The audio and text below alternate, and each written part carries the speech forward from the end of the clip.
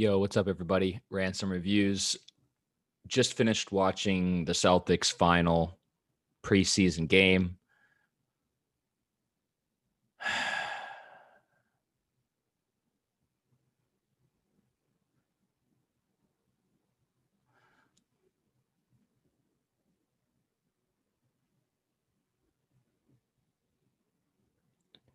Preseason's weird this year.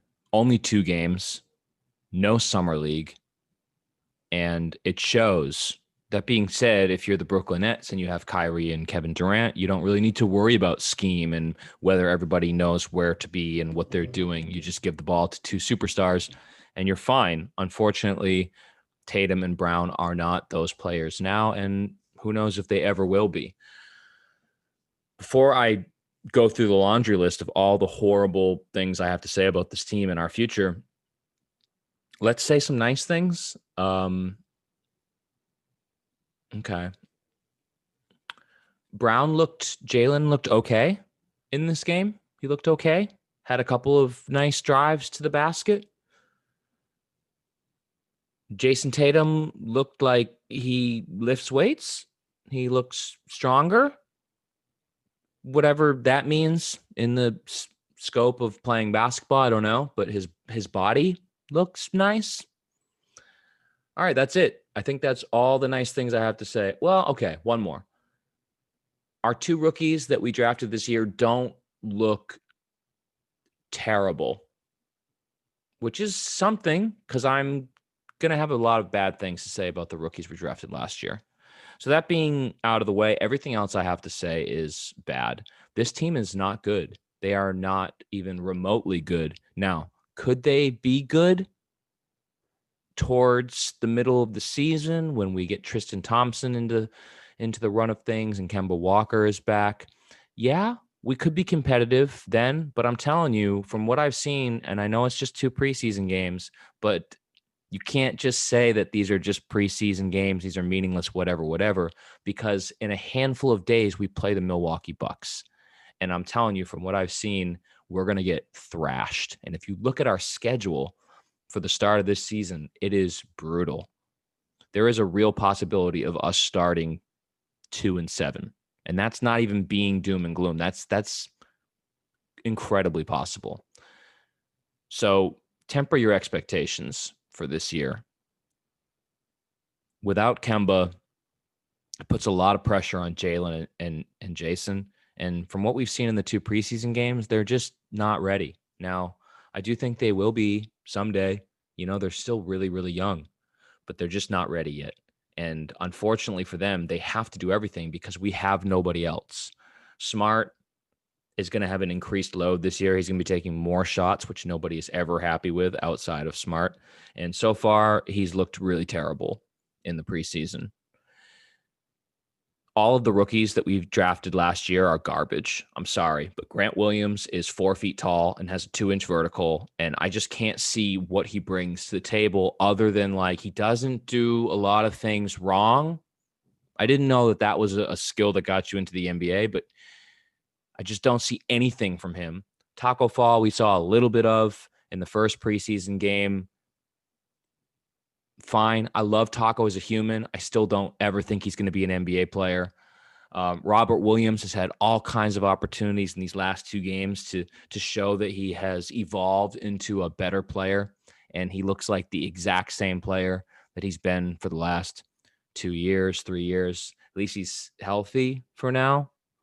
Romeo Langford, oh yeah, he's just been hurt all through college and all through drafting him into the NBA. So yeah, no Romeo for half the season. And then when he does come back, he's basically still in his rookie season. So don't expect anything from him even when he does come back.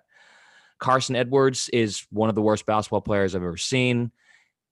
He's never going to find a role in this team. I doubt he'll ever play in the NBA. I would be shocked if he ever played in the NBA. Just send him to China. Just get him a ticket to China. Let him go play with Jimmer Fredette. He's never going to play in the NBA. He's the kind of guy who needs the ball, needs to take 25 shots, and he's can't play defense. He's tiny. So he's just never, no, everything bad. Carson Edwards, goodbye. Enjoy the mountains of China. Tremont Waters, I kind of like, but he's 3 feet tall and isn't a great 3-point shooter. So again, I just can't see him ever having a role in the NBA. Anybody else that I hate? Oh, Shemi Ojale, of course. Every time he steps on the court, I'm like, how is this even a basketball team if we have Shemi Ojale getting minutes ever?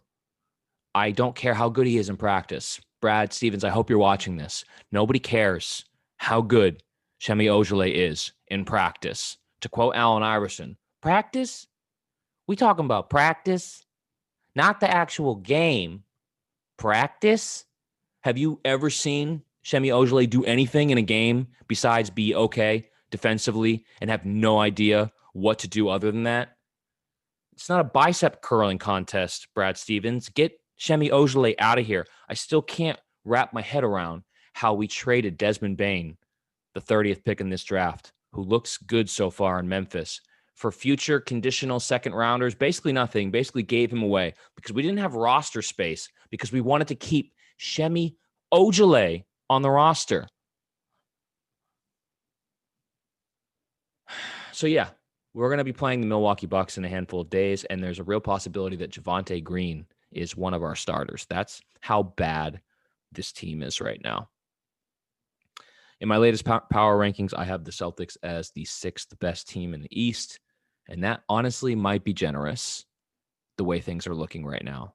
I hope I'm wrong. I would love to be wrong. I hope I come back to this video in a couple of months and I'm like, oh, I was so silly. But I'm telling you, man, this season could be very rough. The teams that are above us don't have the same issues with depth and injuries and lack of ball handlers and lack of playmakers and who's going to score the bucket besides who's going to score a bucket besides our best 2 players. I just don't know, man. This is, doom and gloom offseason volume 2. I'm trying to think of a silver lining before I sign off, and it's just pure darkness, but we don't really have any picks coming. All of our draft picks look pretty crap. I do like our 2 guys this year, but that might just be because I haven't seen enough of them to start disliking them yet. But I do think Neesmith still has a beautiful shot, but he's not ready. It's very clear that he's not ready, especially defensively. He just gets dusted on every play. But I do think that I want to believe that he has a future in this league and can be a nice player for us. And Pritchard looked amazing in his first preseason game and I didn't even see him in the second one. So I do think his ball handling skills are tremendous and he should be able to shoot, but I really still have concerns about his ability to play defense on this level and even just to get his shot off because he is a smaller guy and not a great athlete. But I want to believe that these 2 guys can contribute, and I honestly think that both of them have more potential than anybody we drafted last year. But we'll see. Brad probably isn't going to play them because he loves Shemi Ojale, and that's going to help us win. So we might not see that much of Neesmith this year, or not as much as we're hoping. Personally, this team is bad. I would start Neesmith.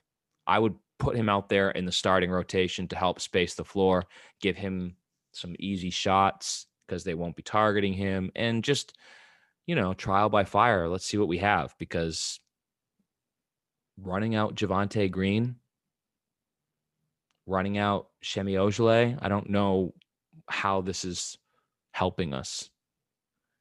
It doesn't really help us much in the short term, and it certainly doesn't help us in the long term. So those are just my thoughts on the Celtics preseason. Hot garbage. And let's hope that when the season starts, we can get a little bit of our mojo back. I think best case scenario is you just hope that the Celtics can hover around 500 until around February when Kemba Walker comes back.